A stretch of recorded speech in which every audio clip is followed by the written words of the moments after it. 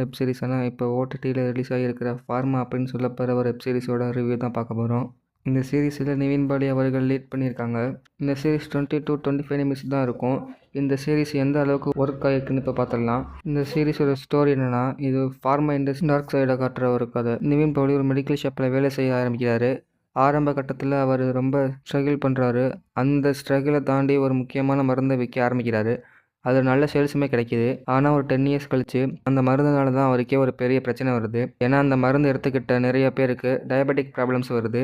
குறிப்பாக குழந்தைகளுக்கும் கர்ப்பிணி பெண்களுக்கும் அந்த மருந்து எடுத்துக்கிட்டதுக்கப்புறம் நிறைய பிரச்சனைகள் வருது. அதுக்கப்புறம் இந்த விஷயங்களில் இருந்து அவர் எப்படி சிக்கிக்கிறாரு, இதுலேருந்து எப்படி வெளியே வராரா அப்படிங்கிறத இந்த வெப் சீரிஸோட மையமே. இப்போ இந்த சீரிஸோட நெகட்டிவ் பாசிட்டிவ் பற்றி இப்போ பார்த்துடலாம். இந்த சீரிஸோட பாசிட்டிவ்னு பார்த்தா ஃபார்மா இண்டஸ்ட்ரியோட அந்த பேக்ரவுண்டு, அதோட டார்க் சைட், முக்கியமான மெடிக்கல் ரேப், எவ்வளவு கஷ்டப்பட்டு வேலை பண்ணுறாங்க அப்படிங்கிற விஷயங்கள் ரொம்ப நல்லா காட்டியிருப்பாங்க. இந்த சீரிஸோட ஃபர்ஸ்ட் அண்ட் செகண்ட் எபிசோடில் அந்த ஸ்ட்ரகிள் ரொம்ப ஸ்ட்ராங்காக காட்டியிருப்பாங்க. நிவின் பாலி ஆக்டிங் சூப்பராக இருந்தது. மற்ற எல்லாருமே அவங்களுக்கு கொடுத்த ரோல் நீட்டாக பண்ணியிருக்காங்க. டாக்டர்ஸ் எப்படி ஹேண்டில் பண்ணுறாங்க, மெடிக்கல் ஷாப் எப்படி ஹேண்டில் பண்ணுறாங்க அப்படிங்கிற அந்த டிஃப்ரென்ஸை நல்லாவே காட்டியிருக்காங்க. நிவின் பாலியாகவே பார்க்க முடியல.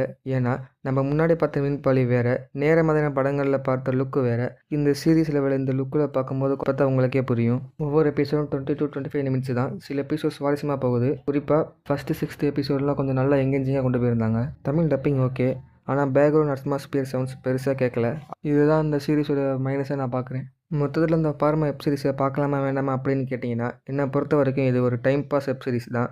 ரொம்ப ஆக இல்லை, டைம் பாஸுக்கு பார்க்கலாம். இந்த வெப் சீரிஸுக்கு நான் கொடுக்குற ரேட்டிங் 5க்கு 2.75. நான் சொன்ன இன்ஃபர்மேஷன் உங்களுக்கு ஓகேவாக இருந்தால் ஷேர் பண்ணி சப்ஸ்கிரைப் பண்ணுங்கள்.